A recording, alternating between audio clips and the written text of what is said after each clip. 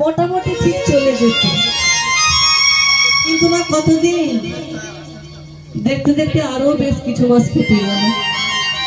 আশেপাশে মানুষের দয়ায় মায়াবতী মা আমার পুত্র সন্তান জন্ম দিলেন, যার নাম রাখা হলো বিহারী লাল। ওই সদ্যজাত শিশুটিকে নিয়ে গিয়ে দয়াময়ের চরণে ছুঁয়ে দিয়ে বলছে, কোথায় যাবো দয়া,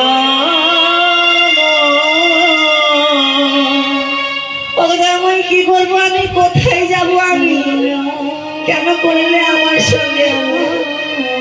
দয়াময় তোমার চরণে আমার শিশুকে তোমার চরণে দিয়ে দিলাম, আমার সন্তানকে। বলে না দয়াময় আমি এবার কি করে থাকবো দয়াময়?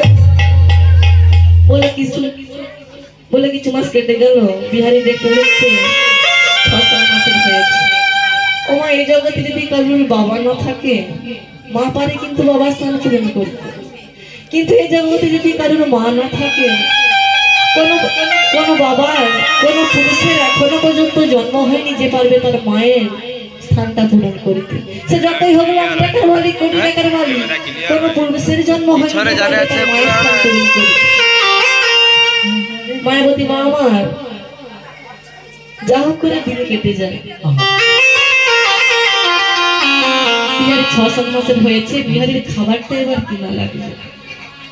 বিহারীর খাবার কিনতে গিয়ে দেখছে মায়াবতী মানে নিজেই। ও মা, মায়েরা সব পারে, নিজের থেকে সেবাটা না হয় না হোক, কিন্তু আমার সন্তান যেন ভালো থাকে।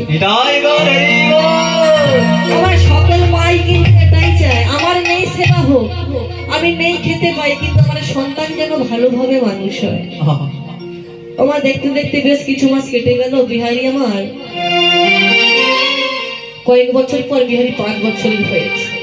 বিহারী দেখছে আমার তো সেবা হয়, কিন্তু আমার মায়ের তো সেবা হয় না। বিহারী কি করেছে? বিহারী কোথাও, ও মা ছোট ছিল তো, তাও কিছু না বুঝতে পেরেছে, কোথাও না কোথাও বিহারী লেগেছে। বিহারী বলছে আমার তো সেবা হয়, কিন্তু আমার মায়ের তো সেবা হয় না।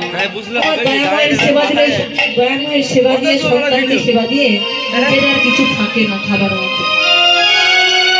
বলছে বিহারী মনে মনে ভাবছে, আমার মার তো সেবা হয় না, কেমন করে চলবে গো, এভাবে কতদিন থাকবে আমার মা এমন কষ্ট করে?